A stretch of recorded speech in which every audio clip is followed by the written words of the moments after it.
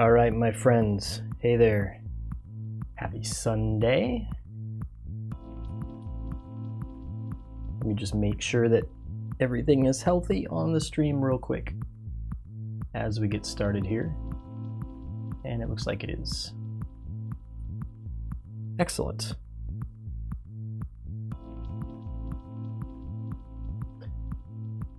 So, hope you're doing well. I am excited to start a new kit on the Snap Build desk this evening. So I've already unboxed this thing. It's the Legion of Thor. It's this mecha model kit here with a very large hammer, and he has a cape as well. So I went ahead and unboxed this a little while ago so that you guys don't have to watch me removing runners from plastic bags for 5 minutes or however long that normally takes. But before I start building, I wanted to show you a couple of kind of interesting things that were in the box with this one.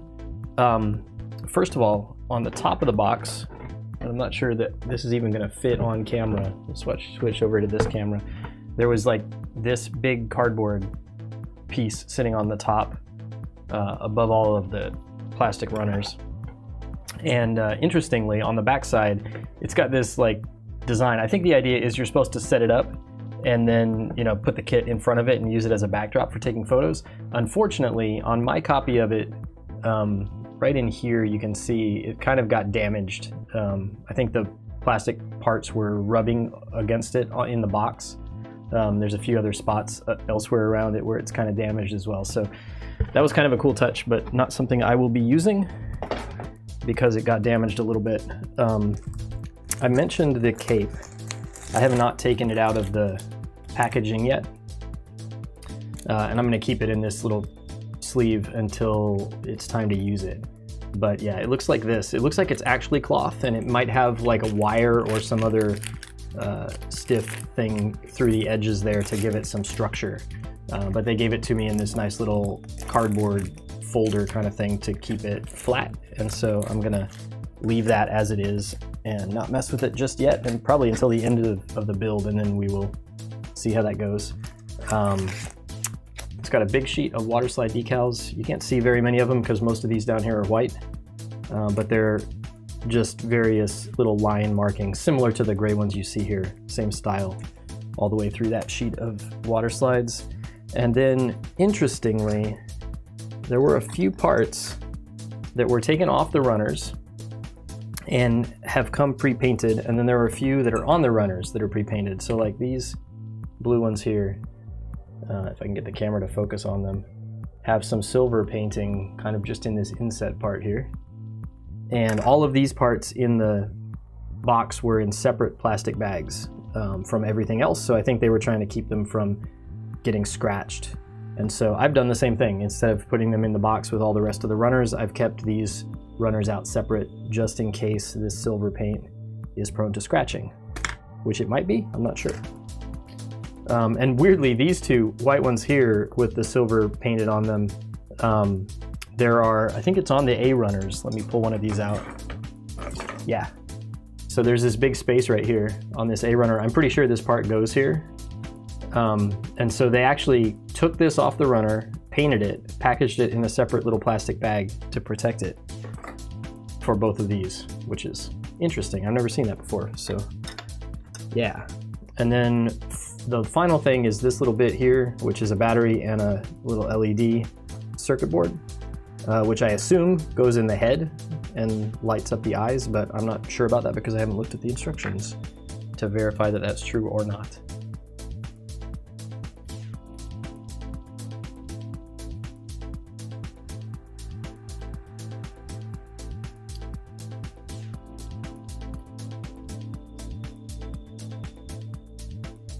So I think that's everything that was in the box that was interesting or unusual.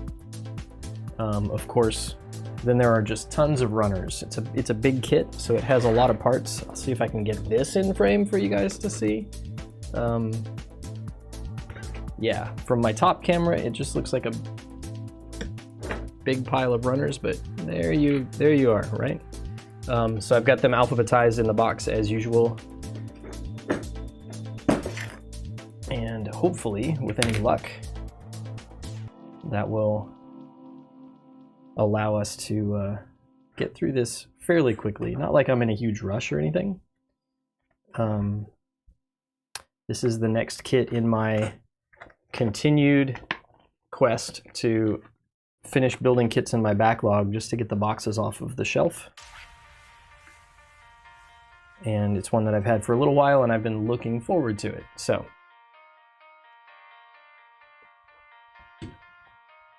let's see where we start. I'll show you the instructions real quick here.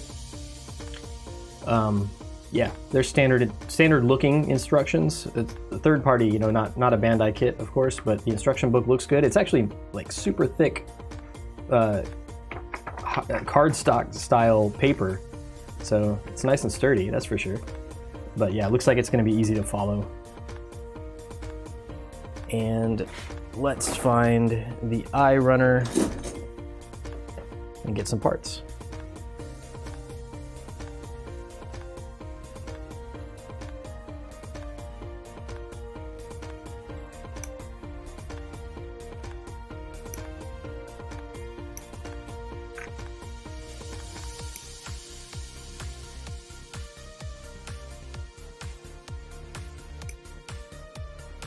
First impressions here on the plastic, it seems pretty good, but maybe not excellent.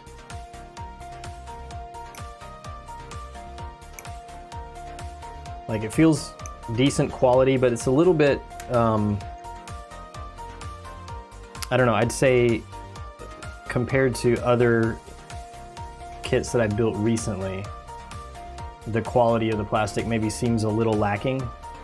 It feels kind of like the Bandai plastic that we used to get maybe in like the Master Grade Wing series kit days. It's a little bit like shinier and just has a bit more of a, I don't know, a toy-like feel to the plastic, if that makes sense. I'm sure it'll be fine in the end.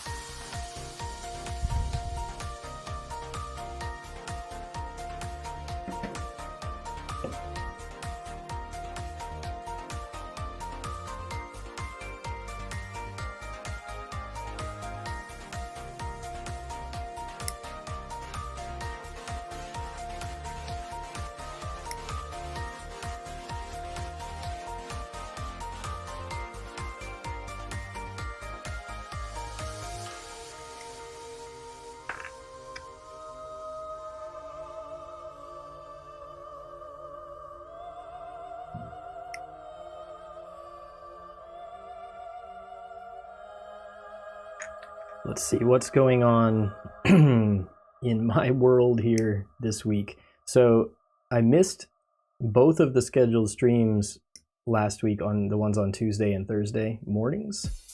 The reason for that is that I was having some problems with my 3D printer, and I ended up spending all of my free time last week getting that resolved. I ended up having to, so the heated bed on the 3D printer was not heating correctly. And so after doing some testing with it, I determined that it was actually the heater unit itself that wasn't working, so I had to order a new one and install it. Good news is that is now working. So I printed something earlier today on the printer and it works great. And I think actually that the original heated bed that had come with the, it's a Voron printer that I built from a kit. I think the heated bed that came with the kit originally was never working at 100%. I think it degraded even more over time and then ended up failing. But even when it was brand new, I don't think it was ever actually working at its proper capacity. And so, yeah, this replaced version is actually better in just about every way. It heats faster, it is heating more evenly, it's holding the heat better. So I'm kind of glad that the other one failed, because otherwise I would have never known that I was, you know, it was not working at its full capacity before.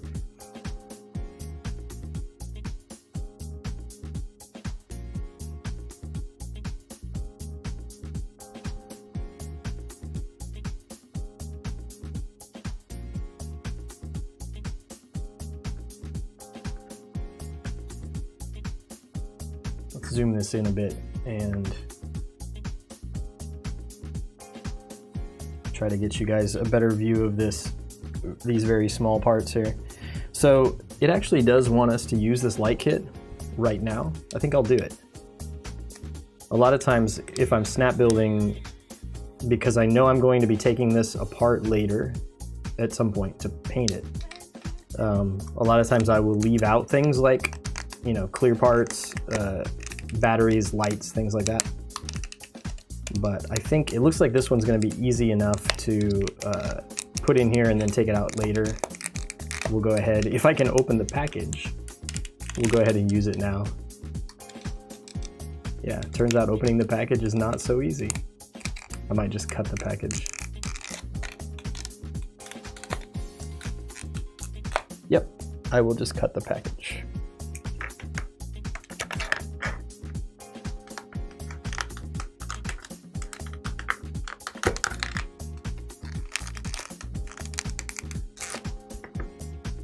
Hey there, how's it going? Hey, look at that, we got the package open. So, we are building the head of this Legion of Thor kit. And it has some sort of LED light system built into it. So, let's see how this works.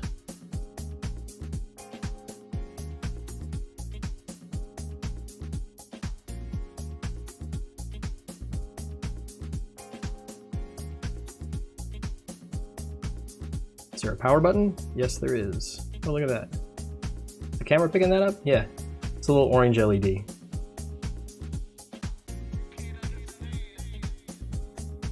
Wait, here, we'll turn off the bright overhead desk lights and see if that, yeah, you can see it a little better there. Orange LED for his eyes. I assume it'll be for his eyes. We'll see. So this just sits in here.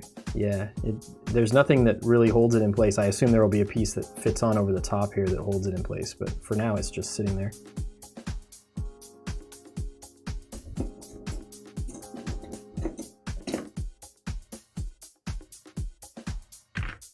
All right, let's put away the hobby knife before I stab myself accidentally.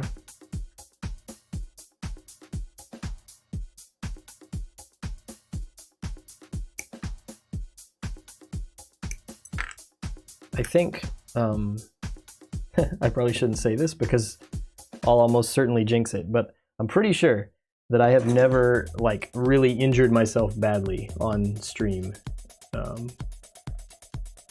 You know, I've cut myself with hobby knife and things like that before, but never live on stream, so hope that continues.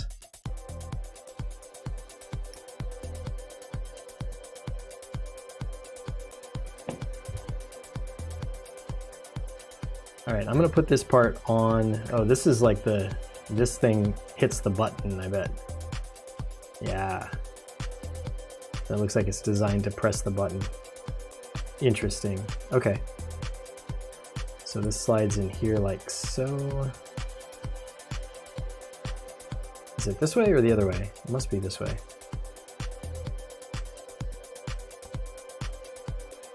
Yeah.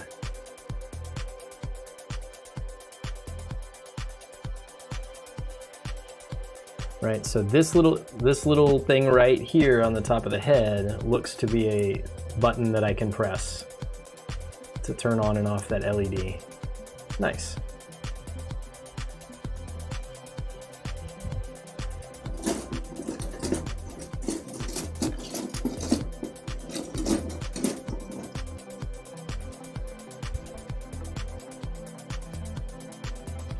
I think it's a smart idea when a model kit has some kind of a gimmick, right? Like an LED lighting gimmick or something like that.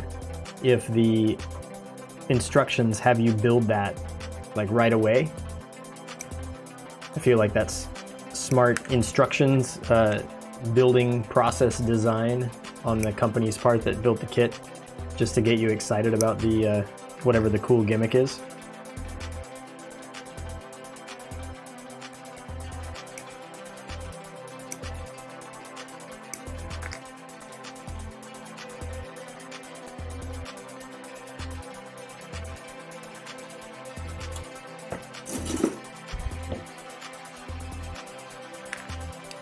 I'm trying really hard to keep the runners correctly in alphabetical order as I put them back in the box, because this kit has a lot of runners and a lot of parts, and I know for sure that those are going to get quite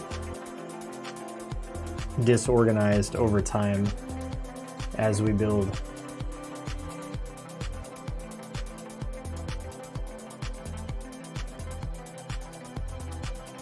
So a lot of undergates on this kit so far, and I'm trying to avoid having to get the hobby knife out and trim these, smooth them out just perfectly.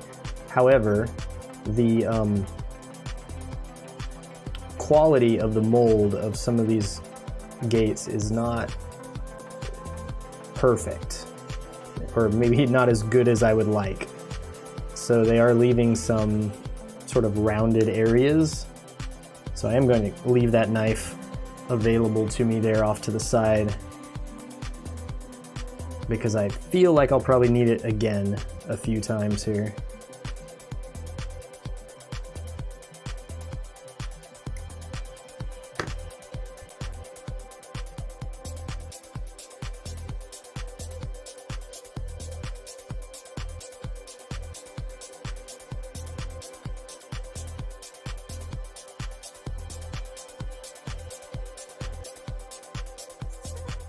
Yeah, and if I wanted to get these perfect, I would definitely sand them, even though it's on the underside of the part. I'm just trying to get them close enough right now so that they won't impact the fit of things. I can always clean them up more in the future whenever I get ready to paint this kit.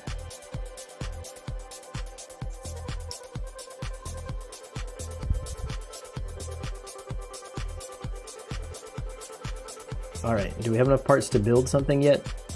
The answer is not quite.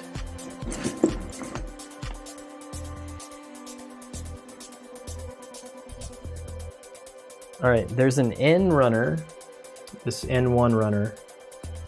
This is the part it wants me to grab. However, there's also a clear orange plastic N1 runner. And given that this is sitting in front of what I assume will be in front of that orange LED, I'm going to use the orange version. The instructions don't specify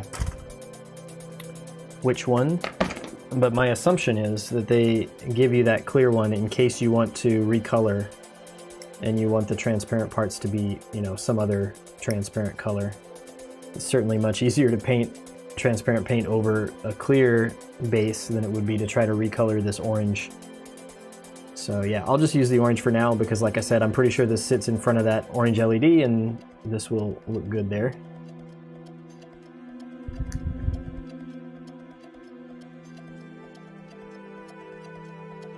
The wolf, an artificial paradise.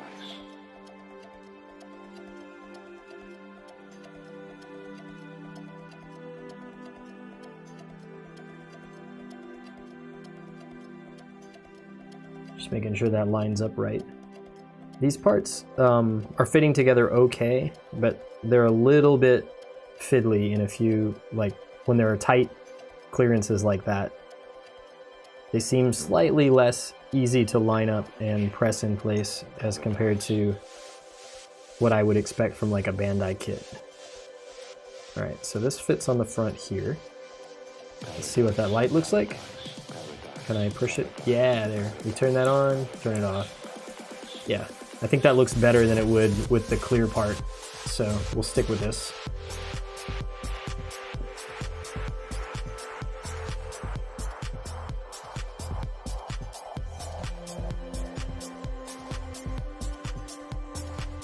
What else can we do here? We can put these on.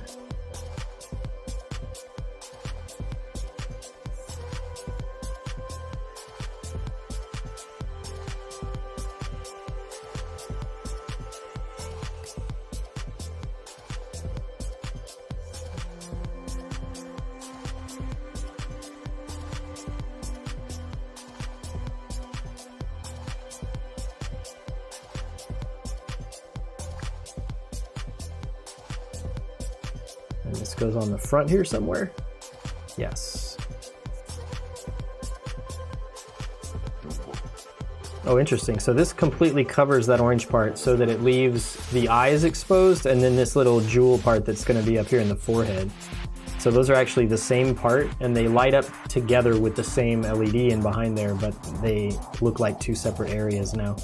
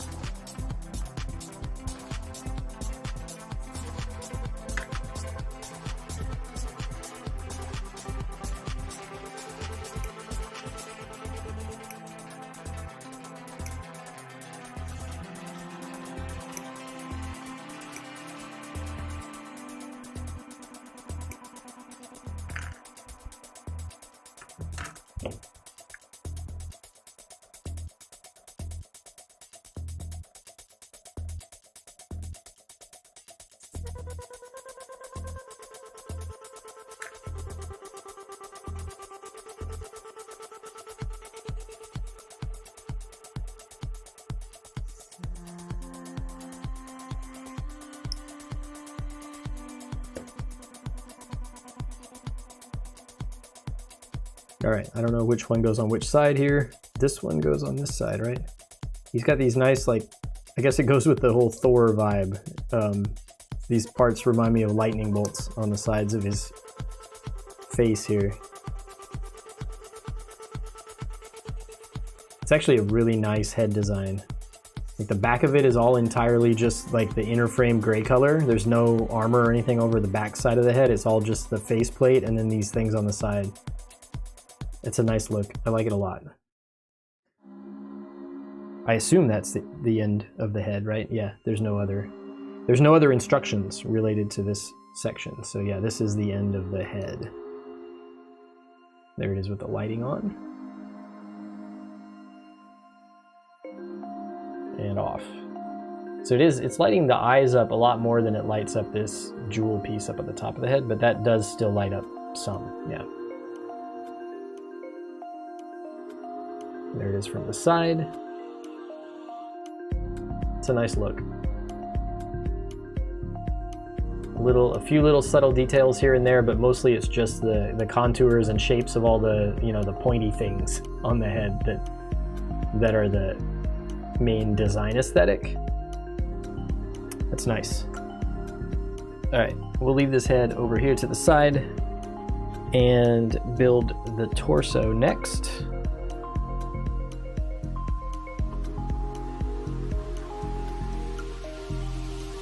Oh, look at that. So I called it the torso. The instructions are calling it the, I think they meant to say body unit, but it's Bobby unit? Yeah, very nice.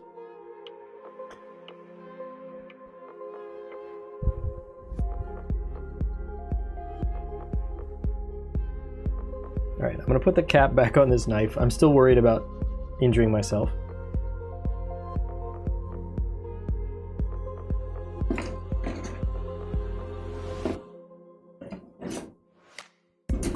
I should rephrase. I'm not worried about injuring myself. I'm worried about looking silly because I injured myself on stream.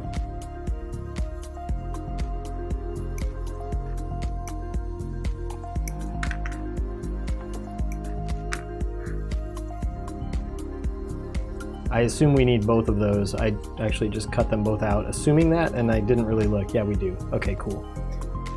And do I need any other parts from the H runner? And the answer is not yet.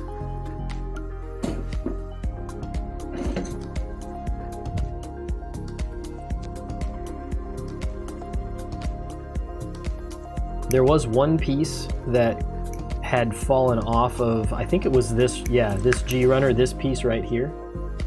when I was unpacking these from the bags, from the plastic bags, there was a loose piece in the bag. I've saved it off to the side here. I'm pretty sure it was probably this way. It was probably right in there.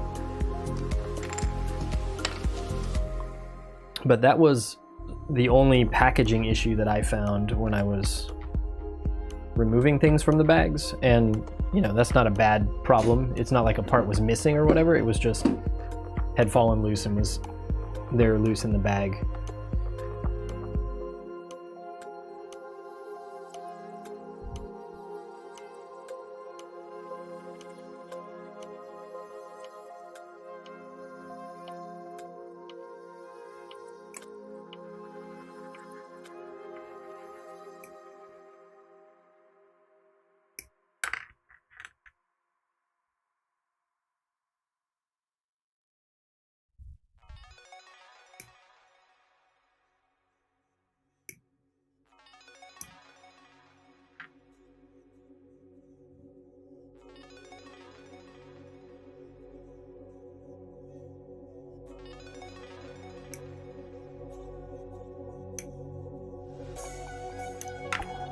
That piece is a really unusual shape.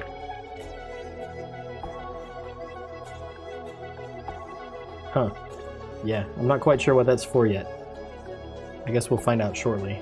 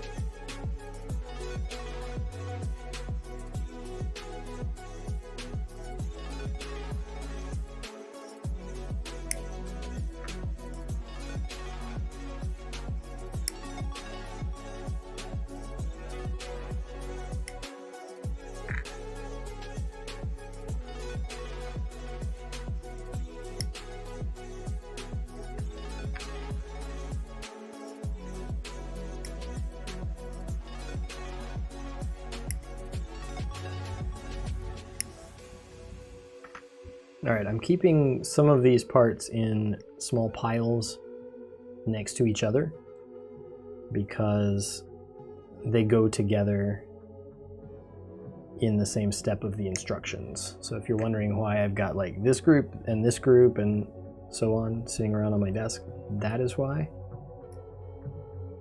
I'm sure I could figure it out based on their shape, but some of them are similar enough to each other that as I was cutting them off the runner just now, I was thinking I should just keep these in separate little groups,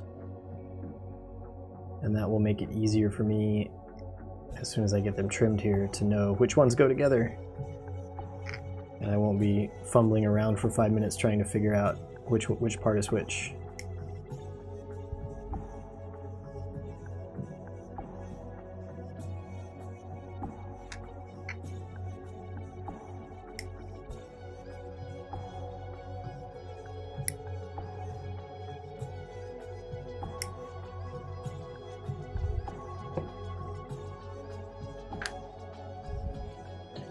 All right, so these are definitely shoulders.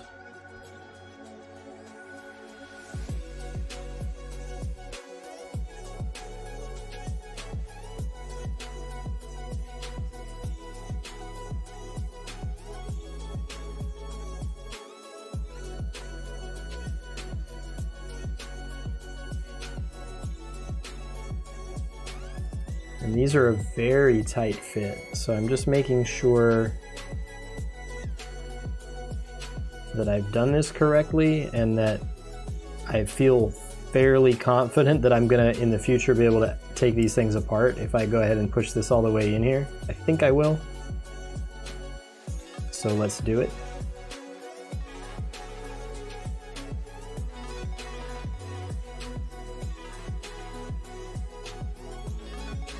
I mean, the good news is this guy's arms are probably not ever going to like sag, and he's got a big beefy looking weapon, so it probably makes sense that these shoulder joints be very solid.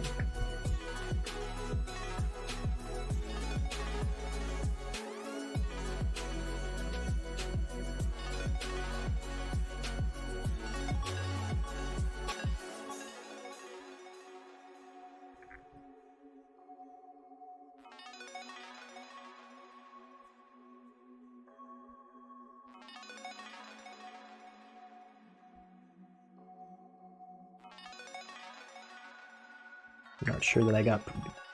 You need to press these all the way in because there's this little keyed section here so that this thing won't spin into place correctly. Yeah. So that's fairly difficult to put that together. Like you can tell, here's my finger. Get the camera to focus on my finger. Come on, camera. No, I guess not. Yeah, there we go. So those little circular things on my finger there are just from the bottom side of this, putting pressure on it, trying to rotate it into place.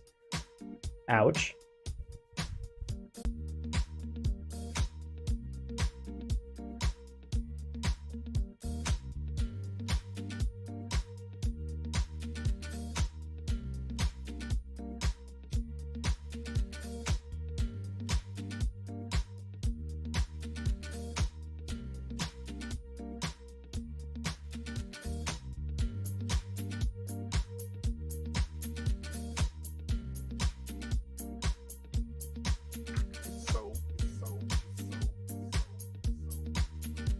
All right, this is definitely a kit that if I do end up painting it, and I still do plan to, I'm gonna have to be really careful to, like usually with structural inner frame parts like this, I'll just paint them, right? And then assume that assembly won't be impacted too much by a few extra small layers of paint. But things like those pegs that just went there, and definitely these here on the shoulder bits, I'll have to be really careful not to put extra paint on those, or I will have to scrape some of it back off with a hobby knife when I go to reassemble later, because otherwise this thing is going to be just way too tight.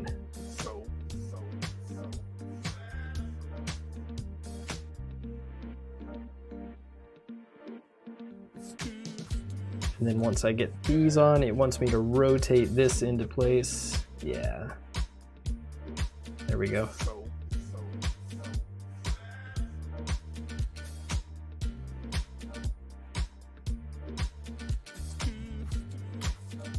Yeah, it's definitely gonna be solid. This is for certain.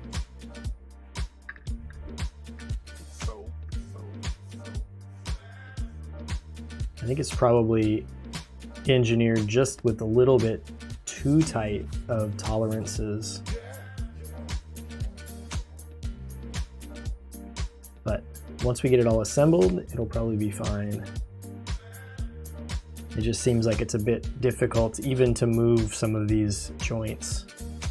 I assume once the structure of the whole kit is around it, it'll give us more, leverage to be able to grab onto things and move them around. All right, turning the page.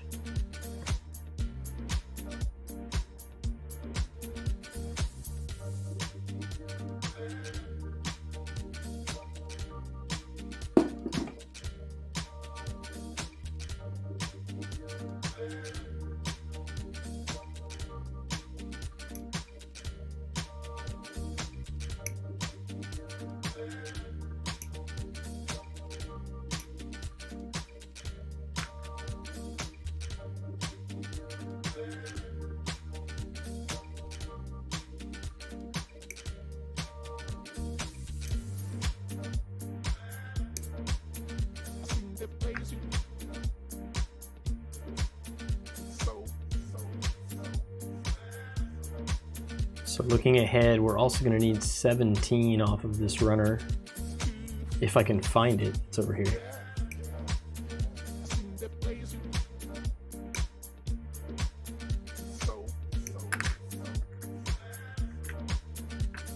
And also 7.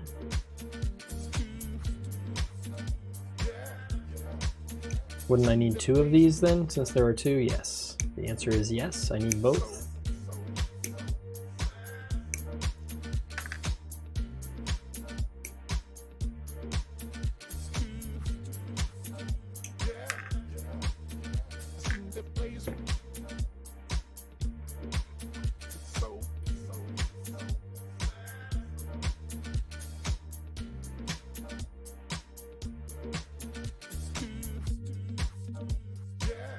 Any more eyes? Yes, but not for a while. So I'm gonna call it there for that runner,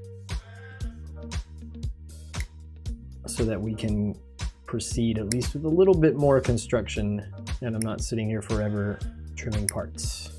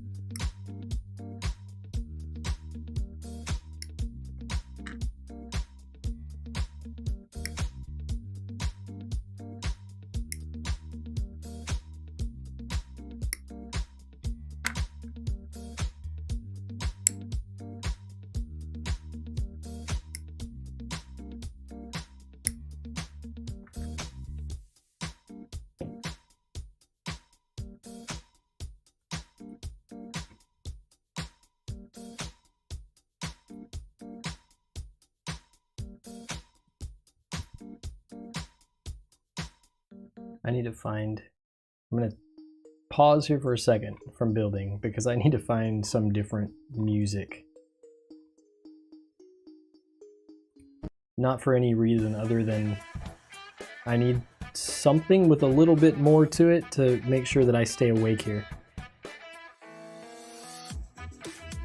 All right, so back to this. All of these, so like this round peg here has a flattened edge.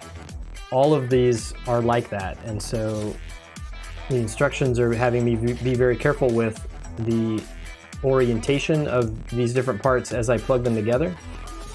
And then you have to turn them once you get them put together, and then that holds them in place, right?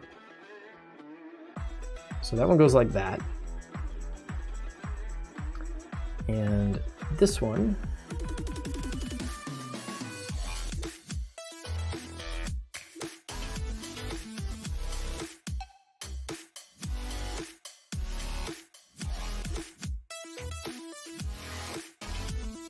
oh, I see. That's very strange. Okay.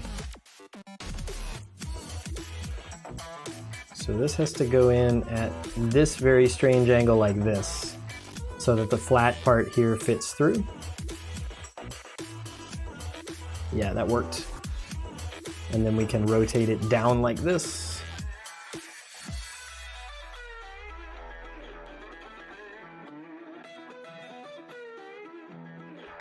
And then I think we're doing the same thing up top here with a very strange angle. Right, like this. And then rotating it back like that.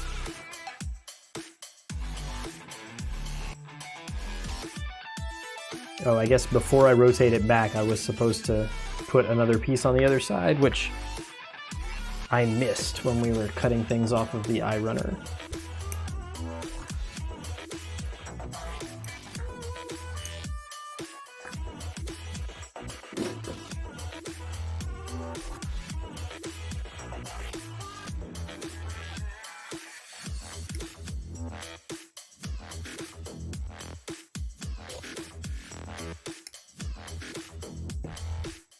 All right.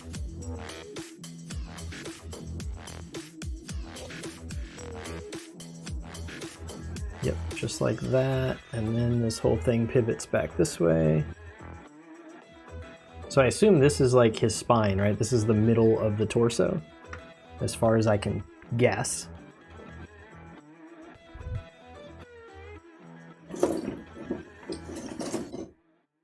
now we need the H runner.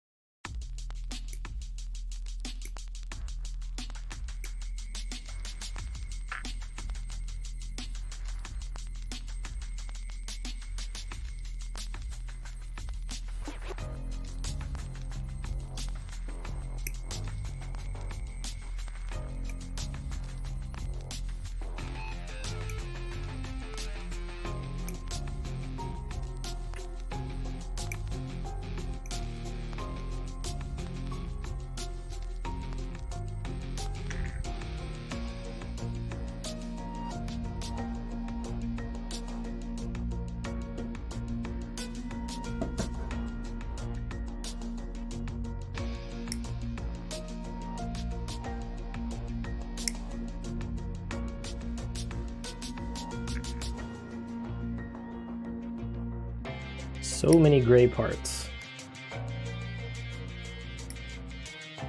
I'm actually now looking back on the build so far, I'm extra glad that they have you build the head unit first with the LED in it, and you get to use some actual like white and dark blue parts and all of that, because then after that you get to build, like, this is really interesting from an engineering and structural standpoint. Like, all these joints that are in here are going to be really actually quite interesting, I think, once the whole piece is done.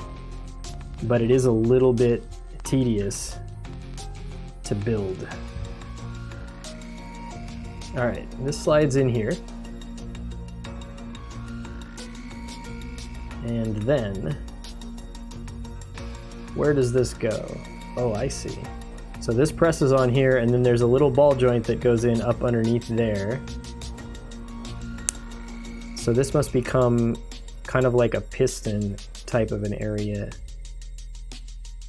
joint area in the lower abdomen, as best as I can tell here.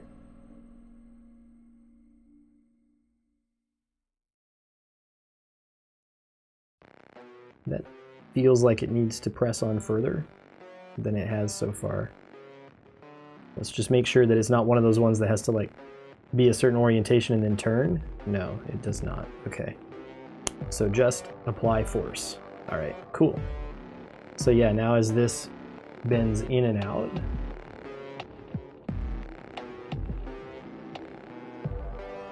you get that kind of motion.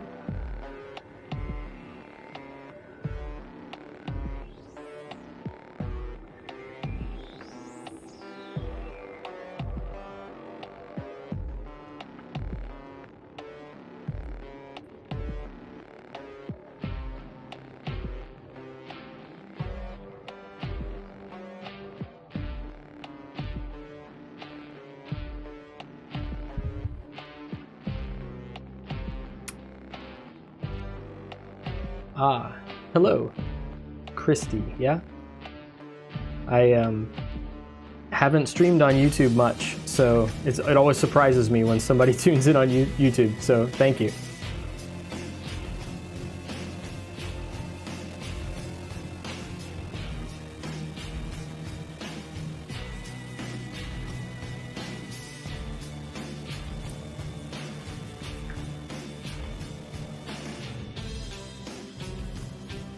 All right, and these are some kind of piston type of an arrangement as well.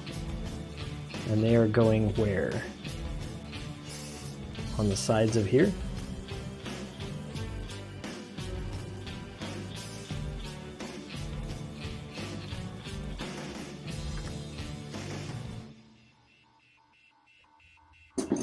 Yeah, so this is quite interesting from an engineering point of view. A lot more intricate than I was expecting for the inner bits of this torso here. The outer part of this kit, if you just look at the, the armor on the outside, it looks very, I don't know, kind of chunky and bulky, and I did not expect it to have quite so much articulation and motion built into the inner frame.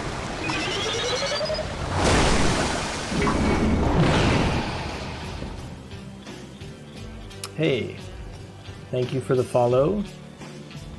Yomi D.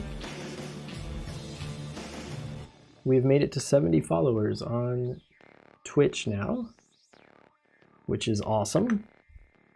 We were stuck on 69 for a really long time.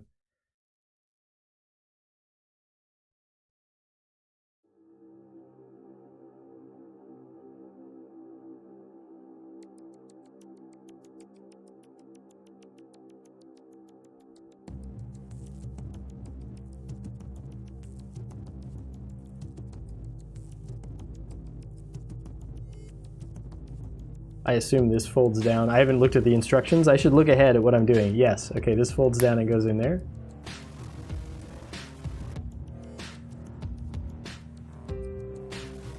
Cool, yeah, thanks for tuning in to the live stream.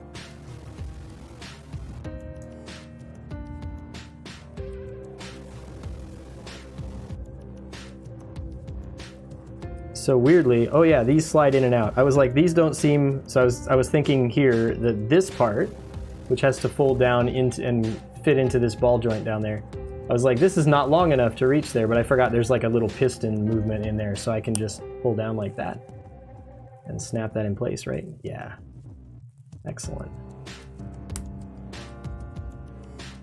So yeah, look at all this movement in here. There's this side to side we've got going on, and then there's some front to back as well, with like all of these different linkages.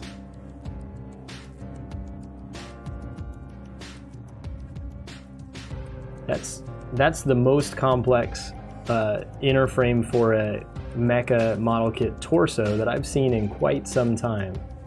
Interesting. All right.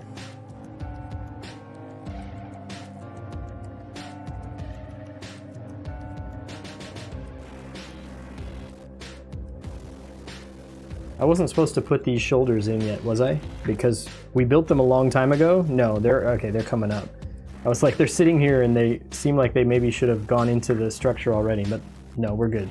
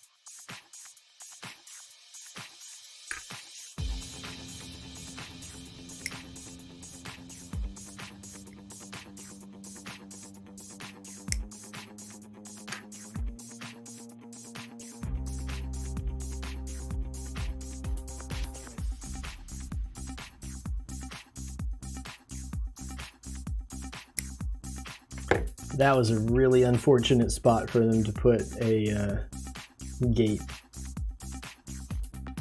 We'll just have to clean this up with the knife just a touch, because I want to make sure that the, I assume something sits flush against this when these, because this piece is going to snap onto something else over there.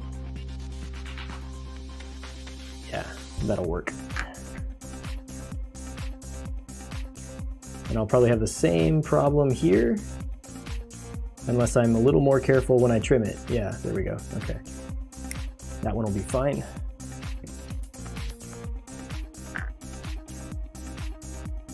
All right, and I think now we can attach these shoulder parts onto here, right? So this goes up through here.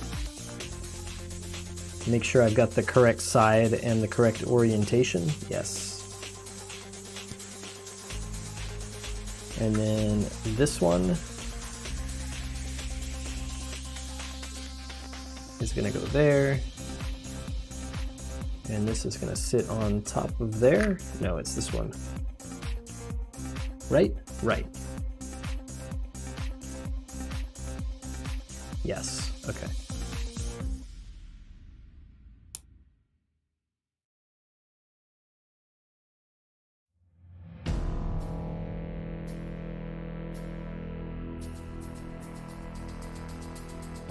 Yeah, and this does not feel like it's gone all the way together. There it goes.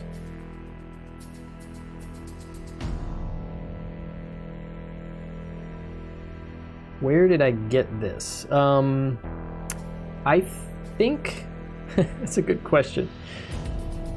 Kits appear in my backlog because I find them at local hobby shops and such, or sometimes I order them online. I'm pretty sure that I bought this one from my local hobby shop. They just had it sitting on the shelf.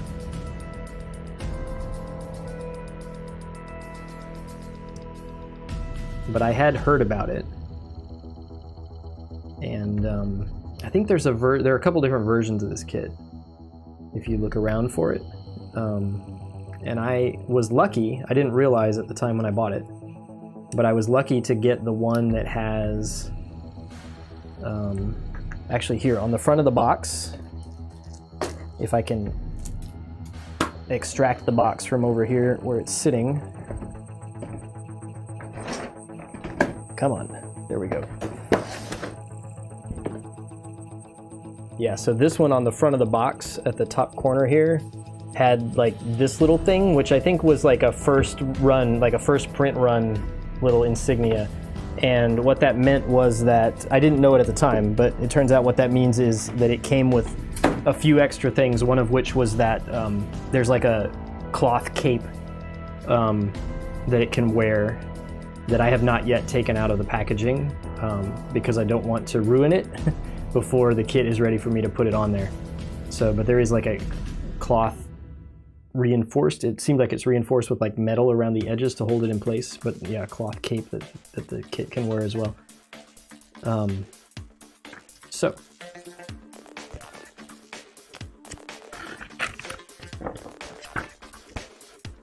see if there's a picture of that somewhere here, because like here's a picture of just the plain kit built, right? I'm not sure there's a picture with the cape here in the instructions. Probably not, because this instruction book, right, they gave it to you with both versions of the kit, so they wouldn't want to show the extra parts to somebody who didn't get them. Let me find it here. Yeah, so here's the packaging for the extra cape part. So it's inside here. It's like a black cloth, it looks like. I haven't opened this yet, but yeah. It apparently looks like that. It must be already ripped at the bottom, unless you have to do that yourself. I assume looking at this little edge over here that it is already ripped. So it has that like frayed edge look. Should look pretty amazing, I think. Rookie question. Go ahead, shoot. I don't know if I have an answer, but I will try.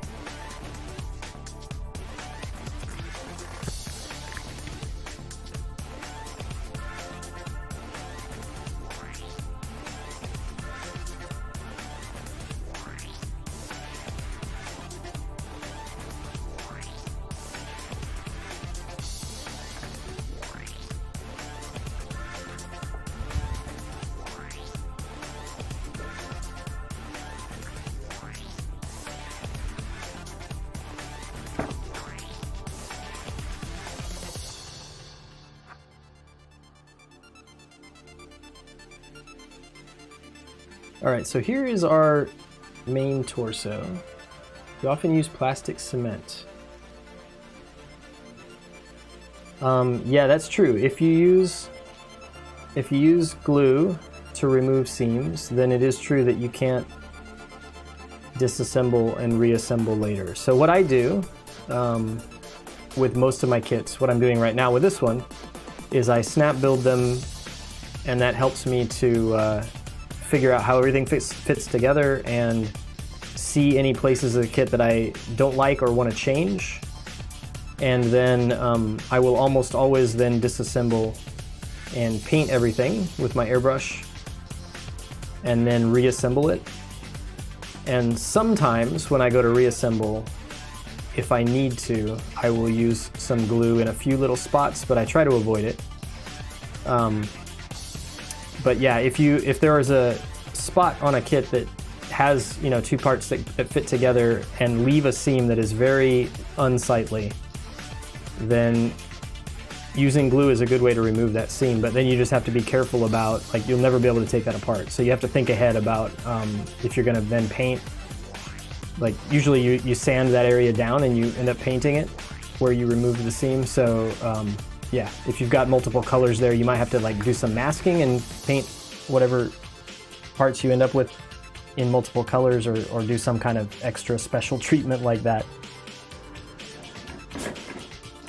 But yeah, most of these kits are made to just snap together. And so you're always better off, I think, if you can avoid using glue, to not use it.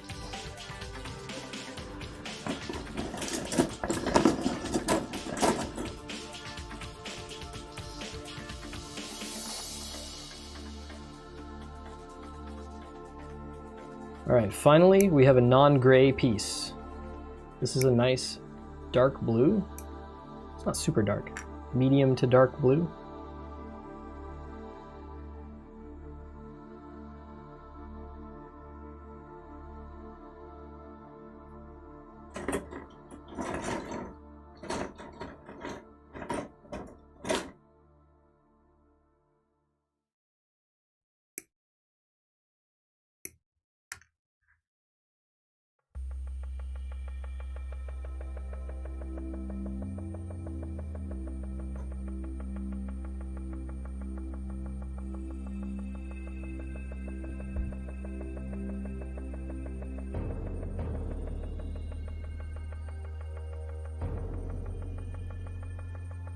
A good investment for, you mean buying some plastic cement? Is that a good investment for a beginner? I would say you probably won't need it.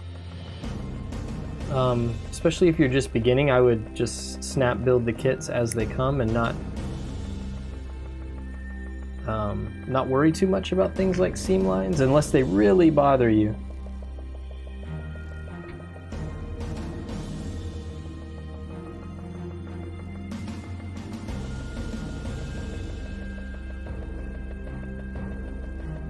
But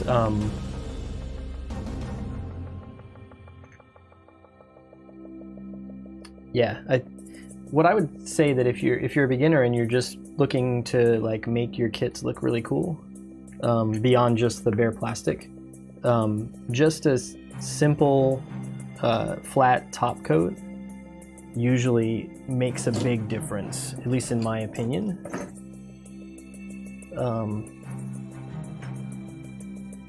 If you can manage to spray a nice even coat, even just from like a spray can, after you've built the whole thing, just do it in sections, like an arm or a leg or whatever at a time. We've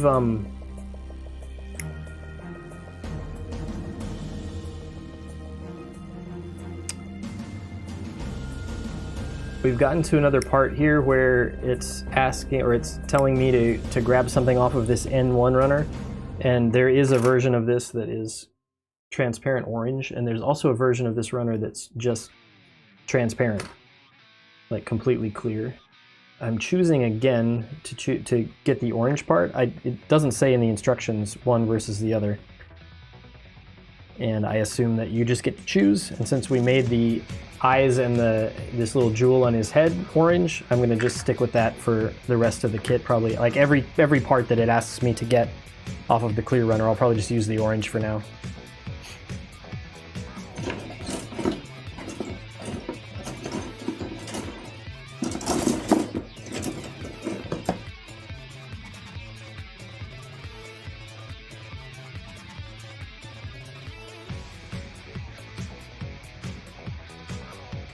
But yeah, that makes sense. Ordering from the internet sometimes is tricky.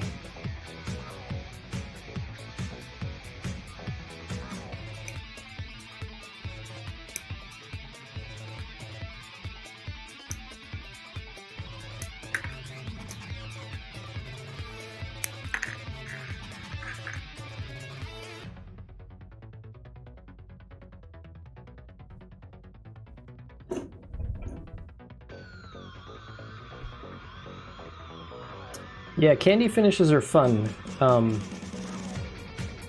I prefer, like my preferred style for most of my builds is just like a flat, you know, simple type of a finish.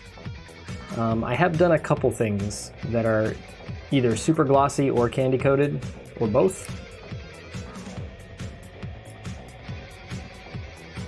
But that's typically not the style that I go for.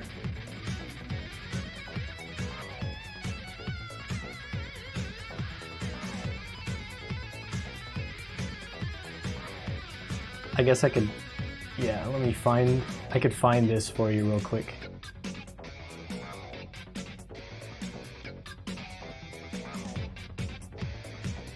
Maybe.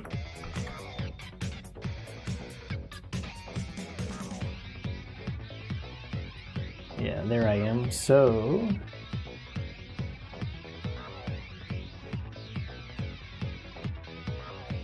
it's like this is a green candy coated kit that I built a while back. It's probably my favorite candy coat that I've ever done. But yeah, it came out like really shiny. Oh, that doesn't blow up the picture. Never mind. But yeah, that one came out nice.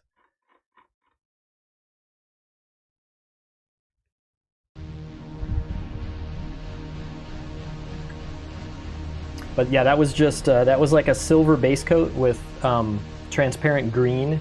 Well, like a custom transparent lime green that I mixed by mixing transparent yellow and transparent green, and then some super gloss top coat on top of that. Came out looking pretty good, I think. All right, where do these go?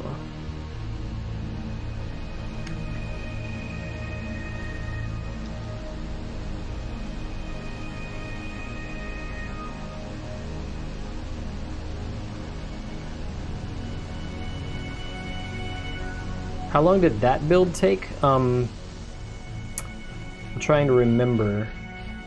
I built it for a competition a couple years ago. And so I kind of had a time deadline, which makes me go faster. I think I ended up taking about 6 weeks total on it, working on it in, you know, pretty much most of my free time.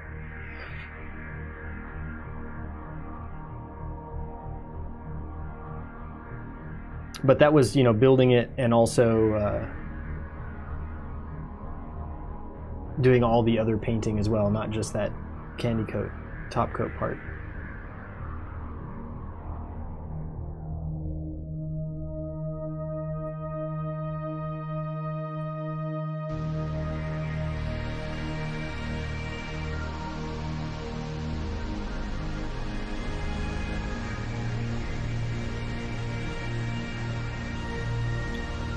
Oh, thank you.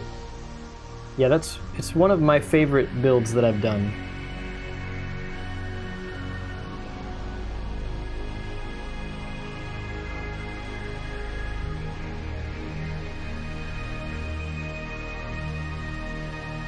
This goes in here? Yeah. All right.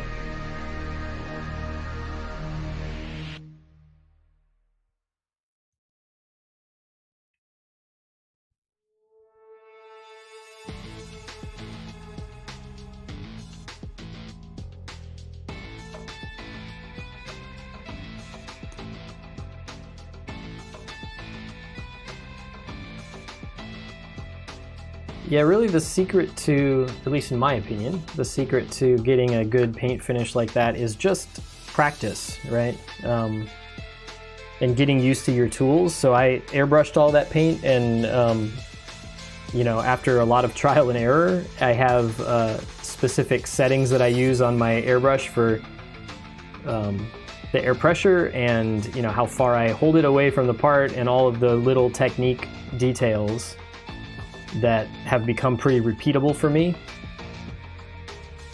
And yeah, it's like a muscle memory thing, right? And once you get used to doing that, you can be pretty consistent with your paint finishes. But yeah, it just takes time and practice, I would say.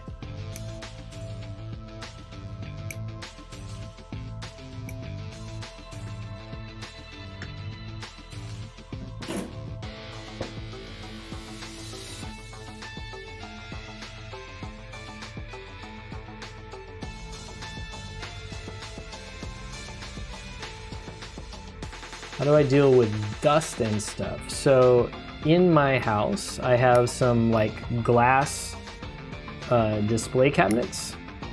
I bought mine from IKEA. They're the ones that almost every Gunpla builder that I've seen post photos of their display stuff online uses. And so all my painted builds that I really care a lot about, I put in those cabinets to try to help keep the dust away. And then every once in a while you might have to get them out and dust them and stuff like that to keep them clean.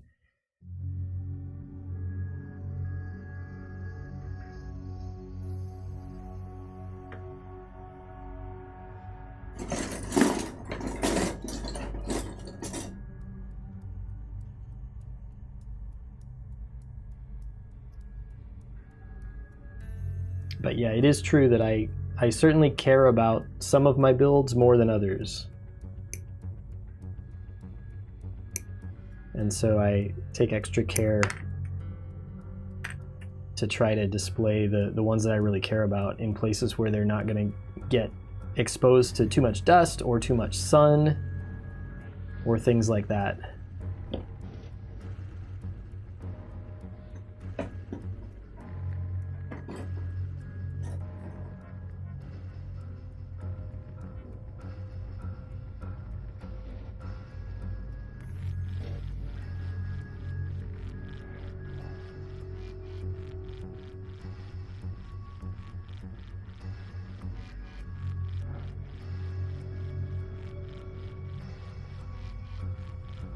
Yeah, it's amazing how much like dust just comes from everywhere, even when you don't think that you live in a dusty place, right? And like in our house, we have two cats, two pet cats in our house. And so this area where I'm sitting right now is my studio, and I built this space out in my garage as like I walled off a little separate room in my garage. And the nice thing about that is when I'm working out here, I know because my cats never come out here that I don't have to deal with like cat hair and things like that, which are everywhere in our house no matter how much we try to clean. And so yeah, so out here when I'm like painting, airbrushing, things like that, I never have to worry about having cat hair get into what I'm working on.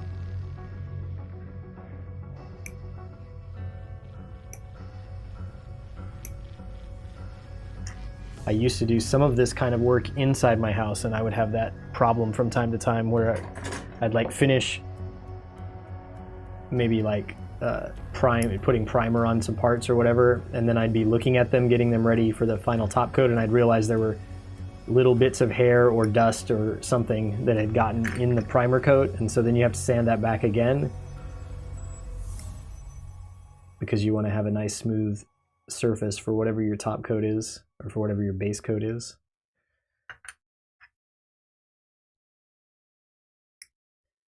So I do have dust out here in this studio, but at least I don't have cat hair anymore.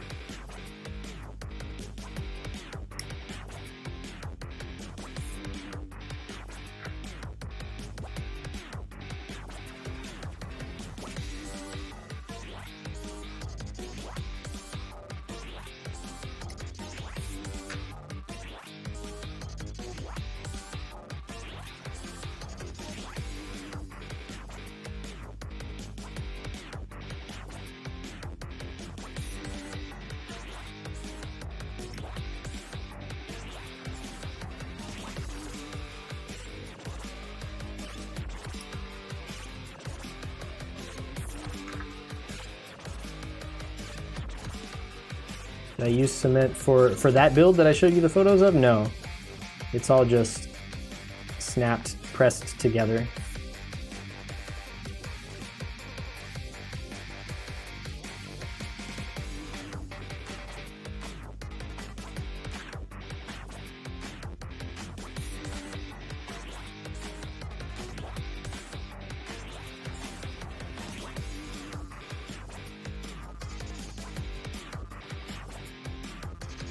Here, I'll drop the I'll drop that link in chat if you want to go see more of those photos.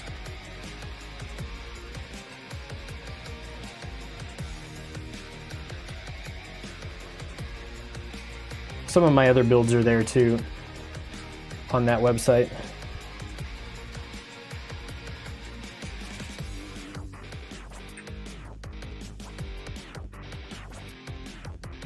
All right, finally I can build again. I think we have all the parts we need.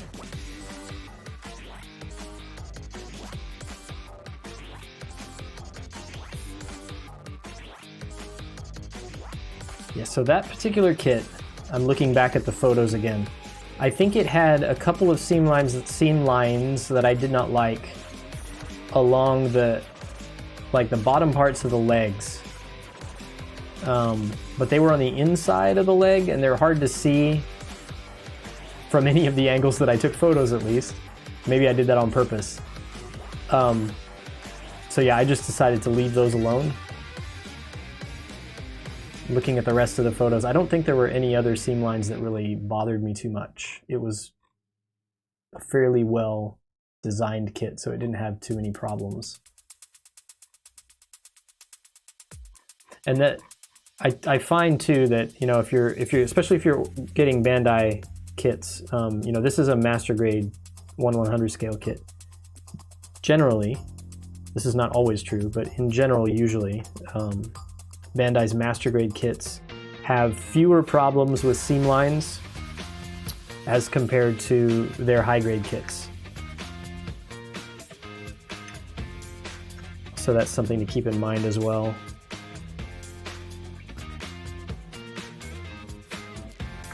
Yeah, real grades tend to be good too, as far as not having too many bad problems to have to fix. Especially more modern real grades, like all the ones that have been released in the last, I would say, 3 to 4 years have all been very good. Some of the real grades before that get a little bit flimsy over time. Their inner frame starts to fall apart a bit. So that's something to be careful of. The instructions actually tell me to, for this part here, to put it on like one side like this and then rotate the other side into place. I'm afraid I'm gonna break the plastic. But that's what it said to do. All right, there we go. Yeah, it did actually. There's a little bit of a stress mark now on the plastic there. I'm not sure that that was the best way to do that assembly, but that's what they said. That's how they told me to do it.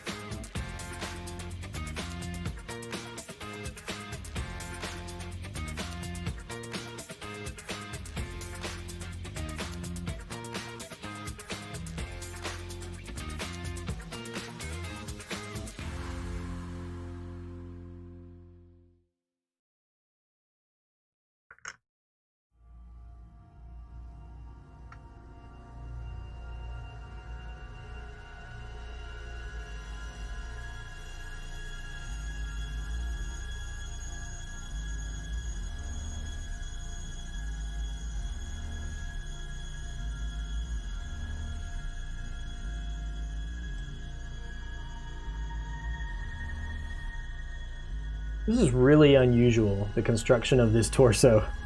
I'm just thinking about this more as I put these parts on. So the inner structure here is very, I don't know, I would say it's empty, right? There's a lot of like empty space in here between some of these joints and stuff. And then these armor parts just kind of fit over the outside and cover it all up, but there's still, like, you can look inside there and see a lot of empty space. It's a very interesting look.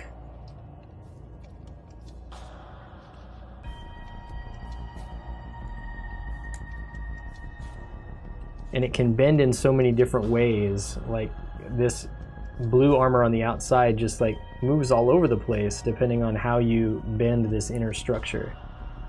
Very unusual. I think I like it. It's also strange. I also think that one ball joint here has kind of come off of its... Yeah, this isn't really seated correctly here anymore. So maybe I should fix that before we continue, if I can.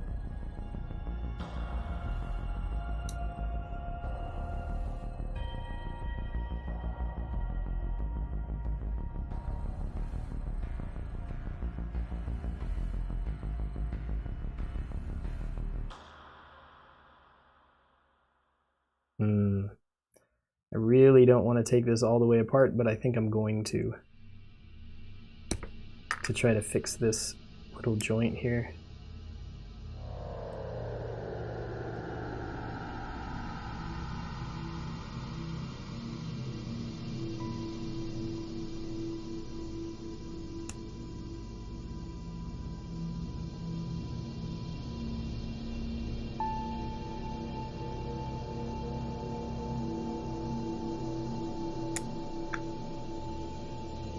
I have to take it literally all the way apart. So I have to take this piston part back out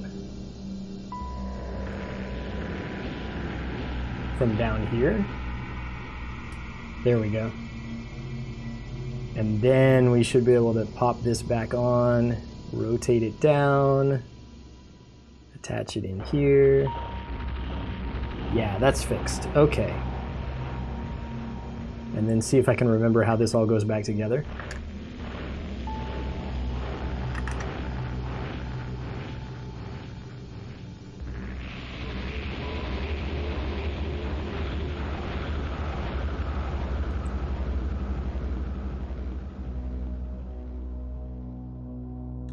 That's good. Yeah, this was the two sides here of the torso weren't looking symmetrical, and it was because that one joint was not pressed in all the way. That looks better.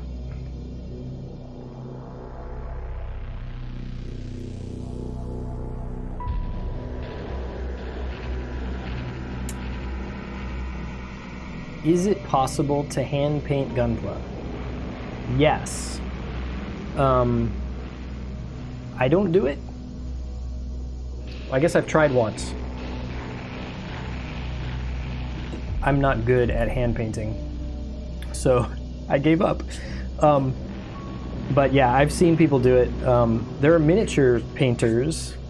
I've seen videos on YouTube and stuff that apply the same type of techniques that they would use for painting miniatures to hand painting Gunpla, and they look amazing. Yeah.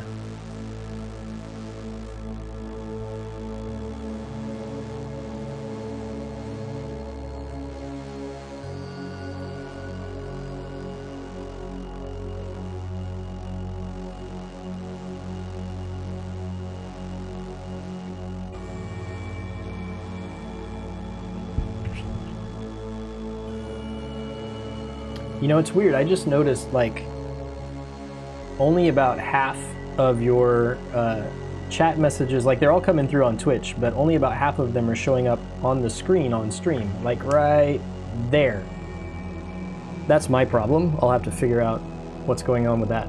But for the moment, I'm going to read the other chat so that I don't miss your messages.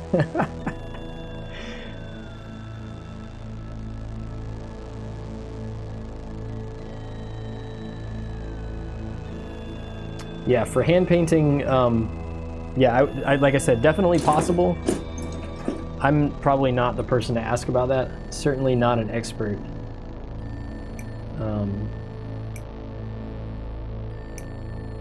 But if you look around on YouTube, you can find some people who do some amazing hand painting work on Gunpla kits.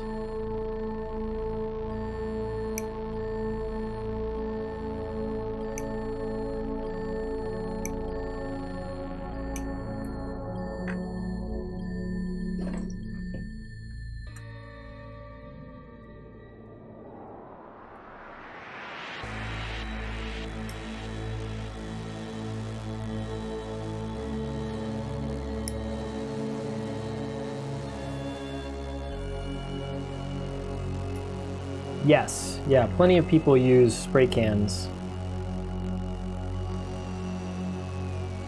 to paint Gunpla. I did that with a few kits. The trick, you know, just like with any spray painting, is just to try to do very light passes, and you know, maybe do multiple coats instead of putting one heavy coat on. You'll get a better finish if you do multiple small light coats. All right, this goes on here, right?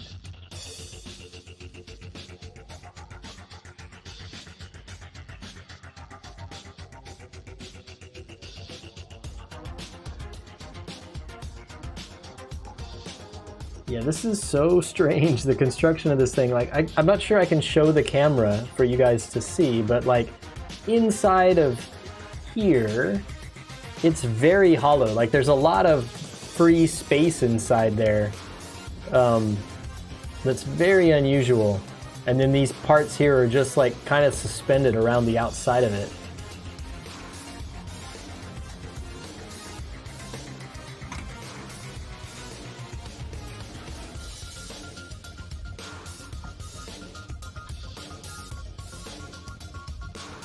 Yeah, I think it's definitely a smart idea to experiment with some spray cans first, because it's really the same as with an airbrush. You know, over the long term, if you're planning on painting a lot of kits, then a airbrush turns out to be more cost effective than spray cans, because what you'll find is you go through a lot of spray cans if you're painting a very big kit.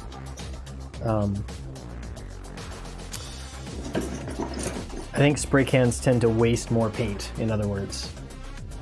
Whereas with an airbrush, you can be pretty precise and end up just using, you know, whatever small amount of paint you need.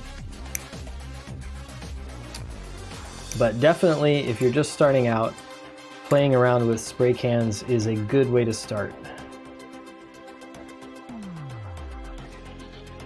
I'm gonna grab 1 and 2 off of this runner while I'm here, because I see that we need them later on.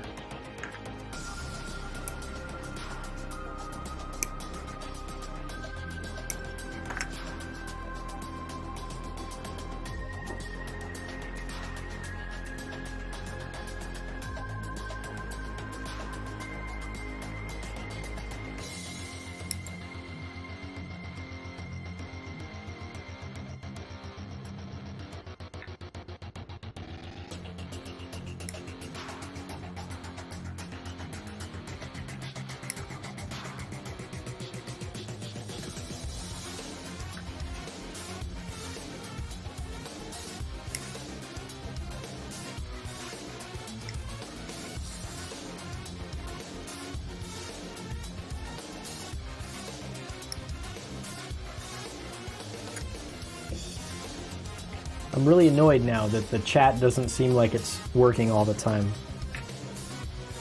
That's something that we tested a couple streams ago, and it seemed like it was great, and nothing's changed. So I'll have to see if I can figure out what's going on with that. No, it's not Streamlabs. It's a third-party open source thing that I downloaded that I've been playing with. Yeah. I'm a software developer, and so I tend to, like, you know, I don't go for the simple solution. I always go for something that I can customize or mess with myself. So yeah, it's a very customized thing, and there's probably some bugs.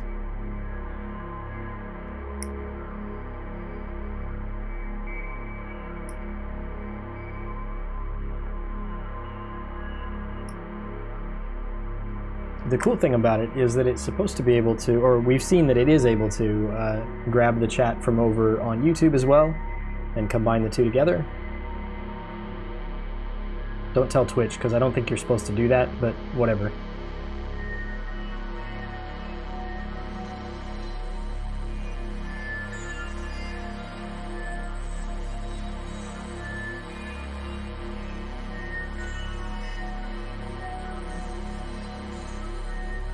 There's some sort of opening hatch. This is on the back of the kit, I think. Yeah? Yeah, so this is probably where the backpack attaches in later on.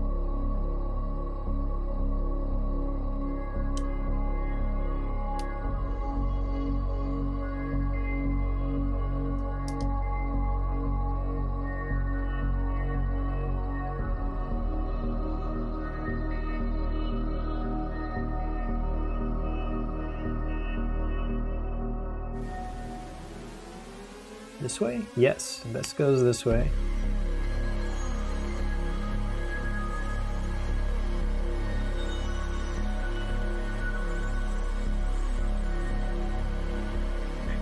I just keep turning this thing around as I'm working on it and looking at all the different angles and bits that are showing through from the layers below and stuff. It's very cool. I like it a lot. There's still some weird hollow bits. I assume this will get filled in at some point here. Because so far, like this area down here, it's really hollow inside, but from the outside you can't really tell. So yeah, I assume there will be something filling that in shortly here. Oh, maybe right now. It looks like these two big curved parts here probably go in those spaces.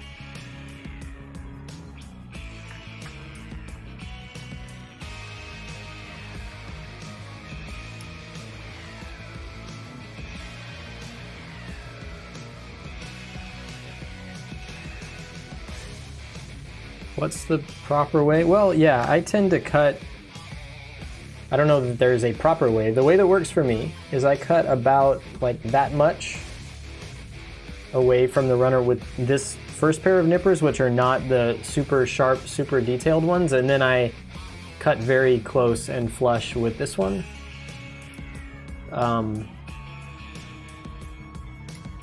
And when I'm snap building like this, that's all I do, right? But if I go back and disassemble this and plan to paint it later, I will also then go and sand all of those spots with a little bit of sandpaper, like a probably 400, 600, 800 grit sandpaper, just to smooth it out even more.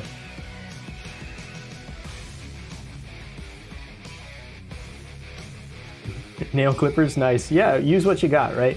But yeah, regular or real nippers that are designed for such use will you'll probably see a big difference.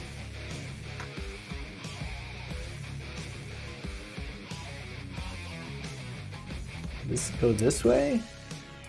Yeah, wait, is it this way or is it the other way? Do you go on this side or this side? No, it must be this side. It doesn't fit the other way. All right, so this slides into here, which is really interesting. Is it gonna snap in place or is it just, no, it's just gonna kind of press there. Okay, cool. And that starts to help fill that area in underneath the shoulder there that I was concerned about. It's weird that it attaches on the back and it's just kind of floating around to the front. There's nothing on the front here that attaches, which I guess is good because that leaves this to move around within the torso. Yeah, really interesting. It's like this can move way to the side and this just kind of pushes out of the way. The lighting's not letting the camera see that very well, but yeah, so if I push this to the side, it just separates it with a little gap right there, and then it moves right back in. So you get all this mobility in the torso because these parts are just kind of floating around on this inner skeleton. Really weird.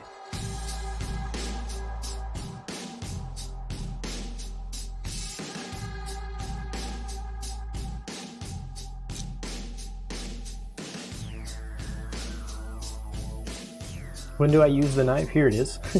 Only if I try to trim one of these gates and it's like I left a little bit of excess or something that is bugging me, then I'll just kind of very carefully shave it off like that. A lot of times you can just use your fingernail and kind of rub down the residue that's left behind after you trim with a good pair of nippers. But yeah, I don't use my hobby knife too much.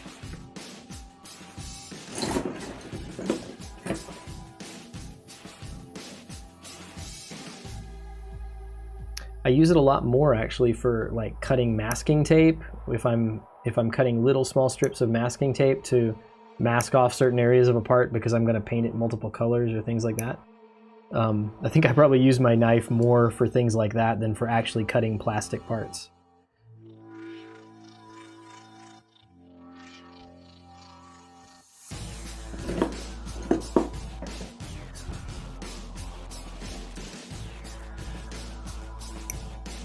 So yeah, definitely good to have a nice sharp hobby knife around because it can come in handy. But I try not to use it on the plastic parts very much if I can avoid it.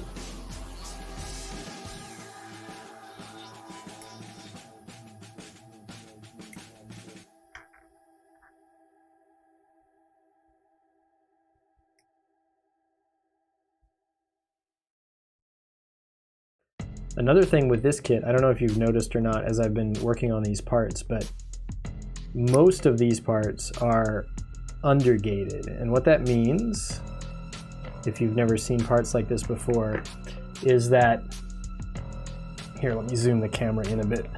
So this part here, come on, focus, there we go. The gate mark, which is right there by my finger, instead of coming into the side of the part, it's coming in like underneath on this underside edge. So when I go to trim the nub, the little white, plastic residue that's left there is actually not on the part of the part that's going to be visible from the outside. It's actually on this edge where it's going to, meet up with another part. So that's something that some kits do. And this kit, for whatever reason, all the parts seem to be that way. Well, nearly all of them.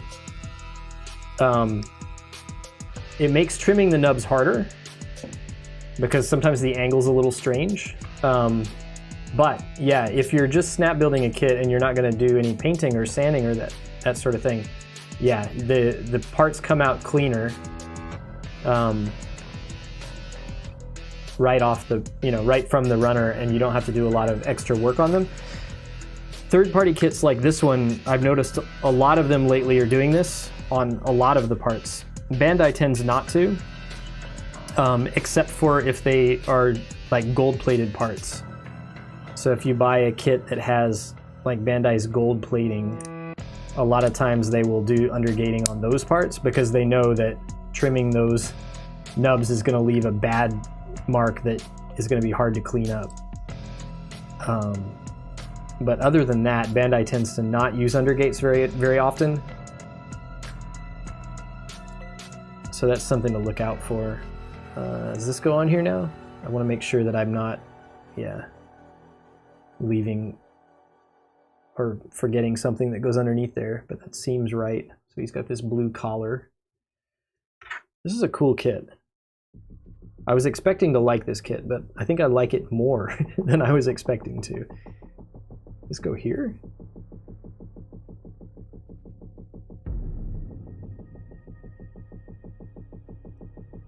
Yeah, okay.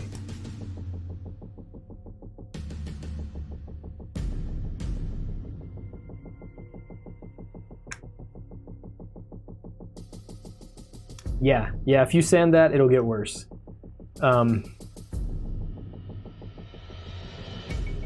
Yeah, I've tried that before and had the same problem. But yeah, a lot of times those Bandai kits have that problem, especially with silver parts. What they do is they use a black plastic and then they put some sort of silver coating on the outside of it. But when you go to cut the plastic, you expose that black layer underneath. And there's no real way to fix it other than just get like a little bit of silver paint and try to match it and touch up those little spots.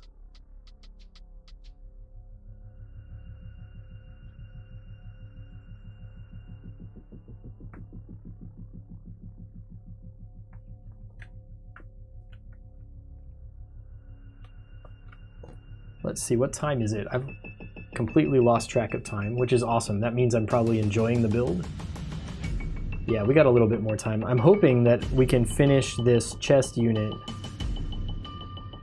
before we end the stream for today. I think we can.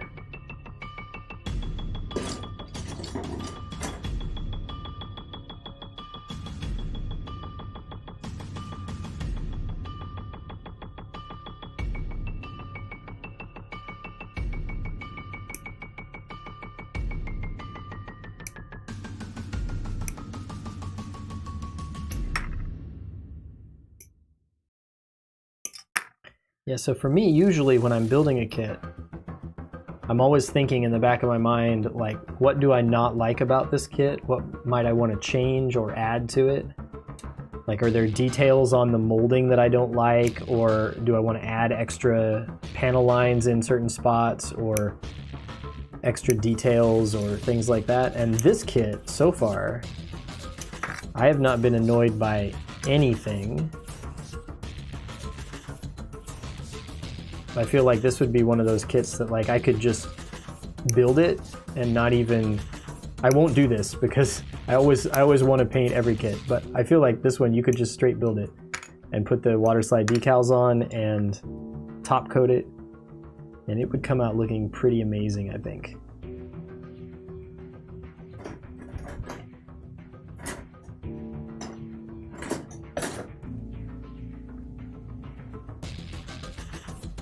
I like the color scheme too, although when I finally do paint this kit, I will probably change the color scheme. I'm not sure to what yet. Something unusual, or very different, I think, from this blue and white.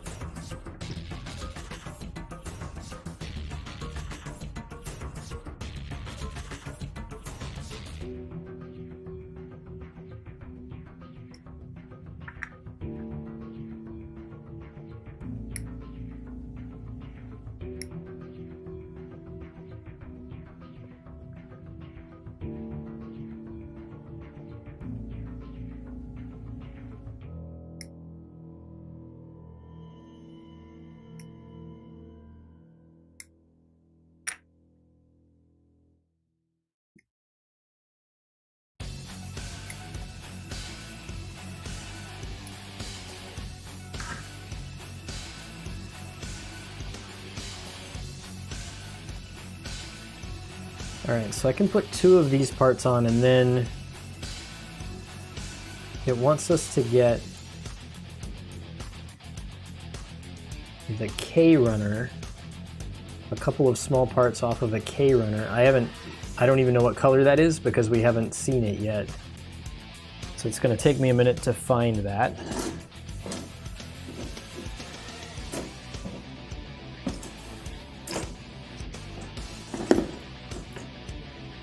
Huh. Okay, it's just more gray parts. I'm not sure why these parts are on here and not on H or I or one of the other ones we've already used. Are there these little tiny, yeah, these little tiny bits right here.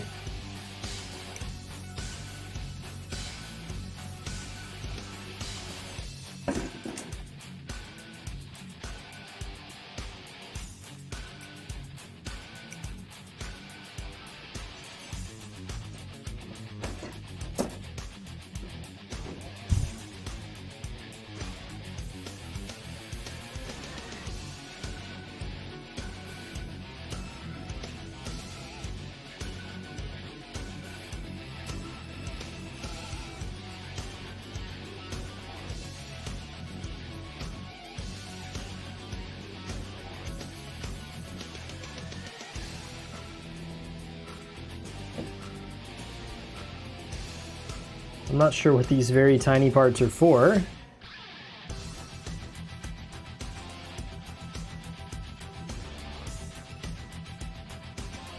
Are side cutters a must-have?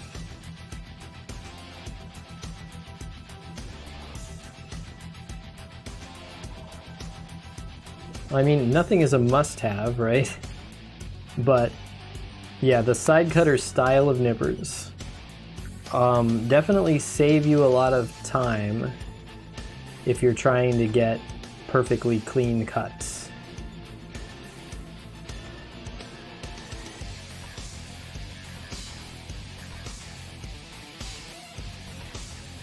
Yeah, it's impossible for me to show these to the camera in enough detail for you to see, but these are the side cutter style, right? So this blade on this side is this, let's point, yeah, there we go.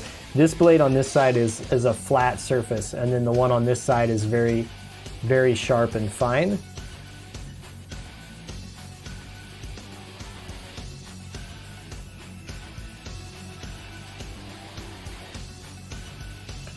I don't think I'm ever taking these pegs back out once I push them all the way in here, which is a little sad, but also I think I'm fine with it.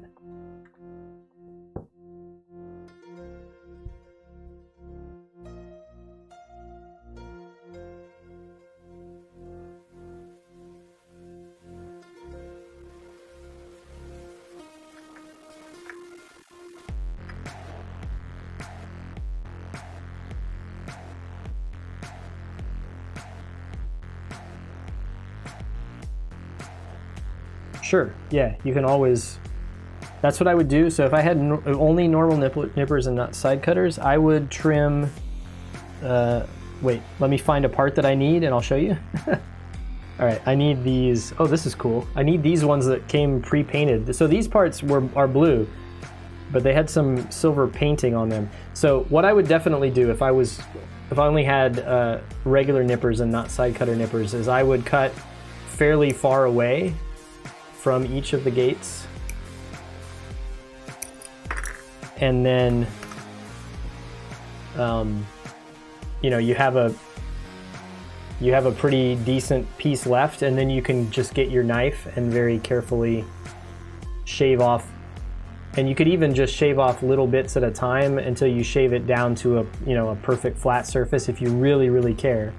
And really, you know, that's what these side cutter style nippers are doing anyway, is they're just letting me line this up, and basically this side of the nippers is like a knife, right? And so it's just cutting off perfectly flush along that edge if I position them just right. So yeah, there's really no difference between this and just using a knife, other than this makes it a lot easier and faster. I'm gonna grab the other one of these parts while I remember that we need them.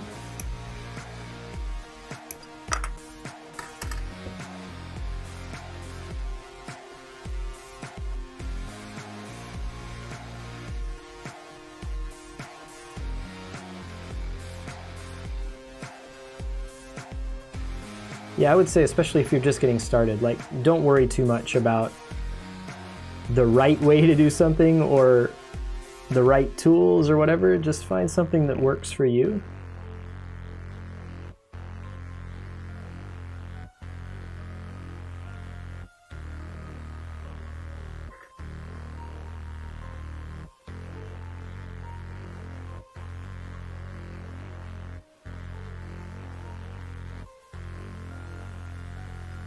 I probably do plenty of things the wrong way, according to other people, right? But the point of a hobby is to have fun and build cool stuff, right?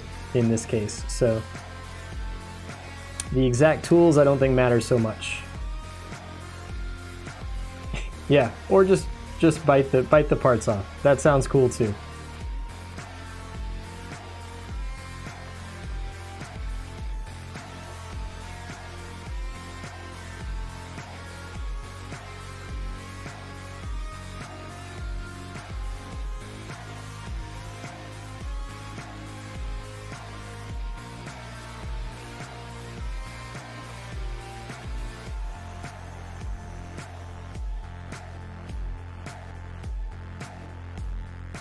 All right, so this kit is amazing. I like this so much. Like the look of this thing,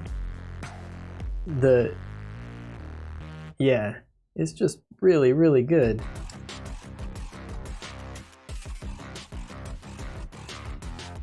This shoulder on this side seems like it's got a bit of a gap though in the armor, and I'm trying to figure out if I built something wrong or if something is pressing up against a piece that's making that not want to sit flush there.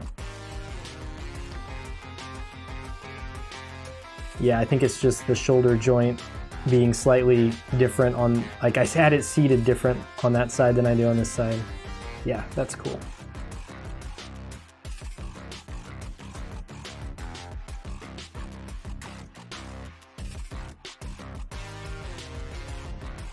All the motion, like it's got this weird side to side motion here in the torso, but then also more of it down here, and like all of these different armor bits, because of how they're floating on that inner skeleton, they just like all move around in interesting ways when you bend this thing. I'm really impressed.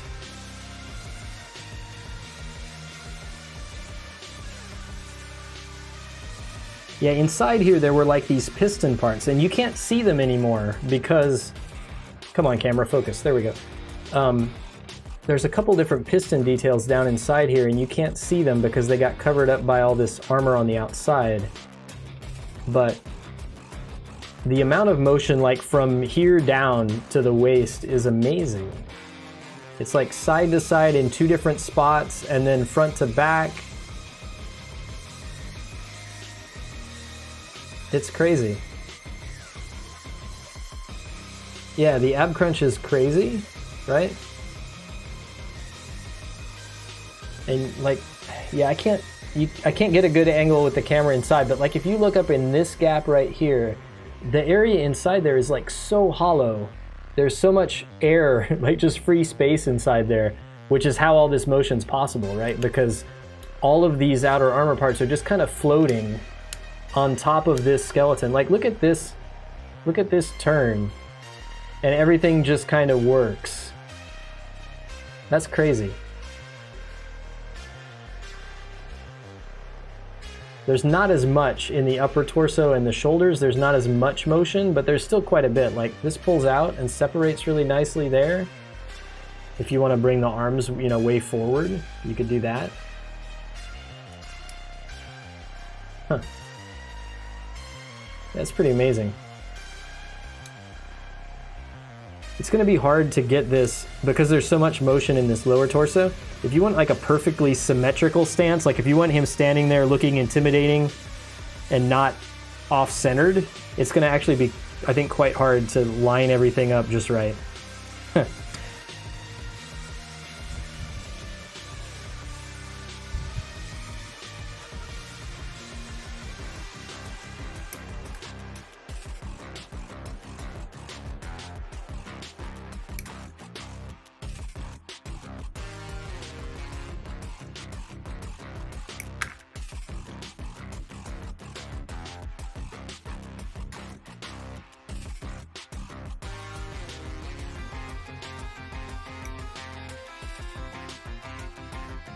Oh, so you're trying to figure out what to build between now and when a big new project comes in? Yeah, that's tough, right? Because you don't want to start something and then be partway through it and then have to... Oh, you built everything already, I see.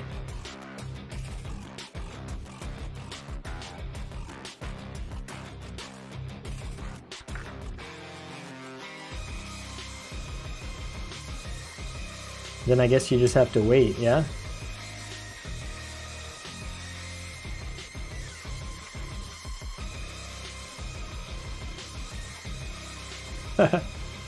Yeah, see what I'm doing right now is I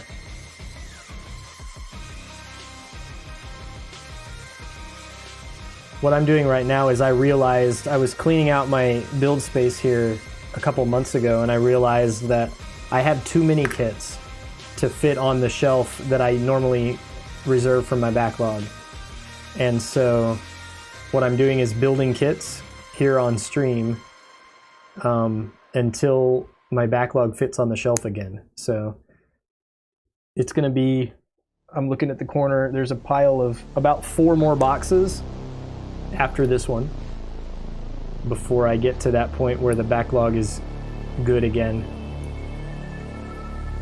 And I have to try to not buy more kits during that time, right? This thing is cool. So these blue parts came with silver, pre-painted silver in that cutout area there that we just covered with the clear orange.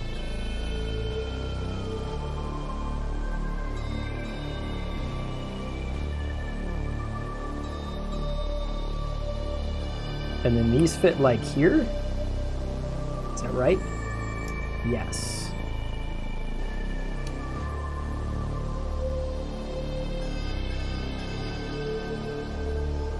I guess this goes with the Thor theme, right? He's got lightning bolts on his chest too. That looks really amazing, actually. And the shine you get because of the silver that they painted in behind those two parts, pretty good. Without any extra painting or anything like that. That's nice. All right, let's put his head on here.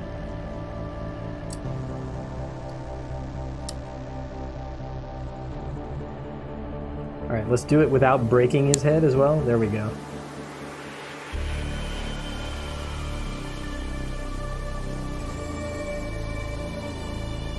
Yeah, and I don't know if you guys were watching. I don't think you were when we built the head, but there is an LED gimmick inside the head as well, and there's a switch.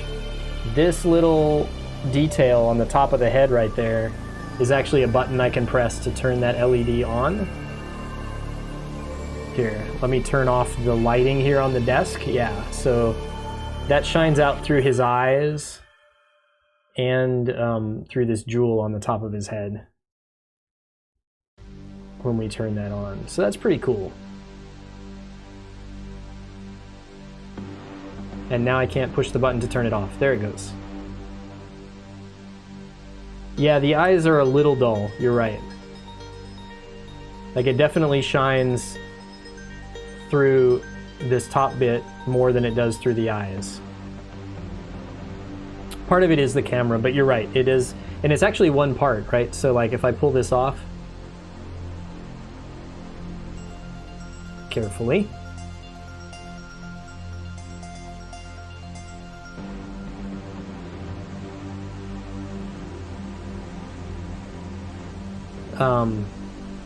Yeah, so that's all one piece, and then this white part that goes over the top of it kind of separates the eyes out from this part, but it's just one light sitting in here behind that single piece. So yeah, they didn't really try to direct the light in any way. It's just kind of in there and it does what it does, but it's not a terrible effect. And it's nice that they built the button into a spot where it's easy for you to hit it without taking things apart.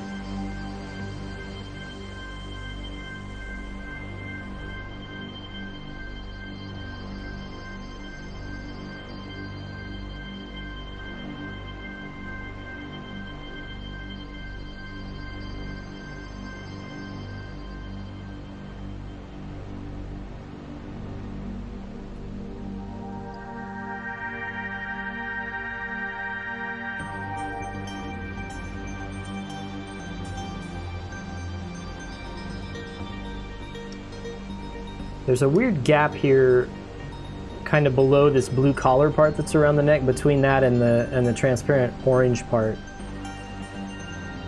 And it's not a mistake on my part. Like, I thought maybe this tucked underneath there a little further and I just built it wrong.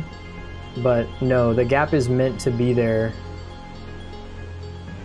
I guess it helps with the motion of that part, but yeah. Anyway, it just caught my eye and was something that I didn't like. It's fine though. Yeah.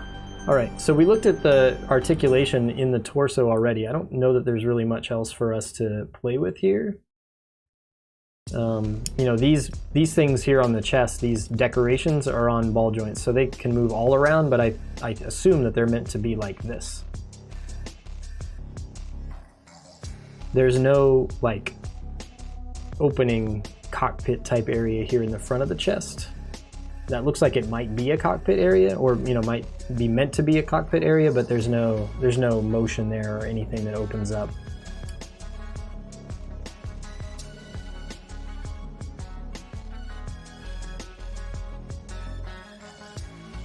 And then there is this thing on the back that opens up like that, and I assume that that's a hatch where the backpack will connect in. But it's nice that it covers it nicely when not in use, so you get this nice detail cover for the backpack hatch there.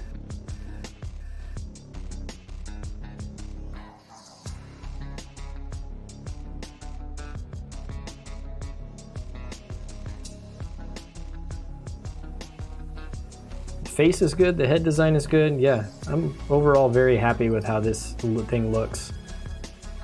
It looks imposing and cool. Its giant hammer weapon is going to be amazing. But in the instructions, what is next are shoulders, and then I assume arms.